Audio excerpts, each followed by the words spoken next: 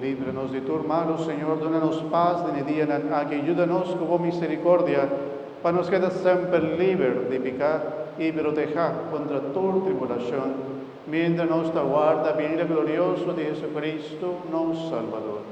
La sola liberanza, tu poder y gloria te eterna. Señor Jesucristo, vos avisa, vos apóstol, mi talaga, vos paz, mi te dona vos.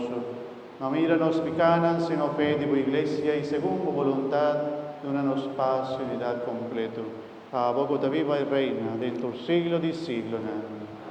Mi hermano, paz del Señor sea siempre con vos. Y como hermana de Cristo Jesús, háganos deseos de paz.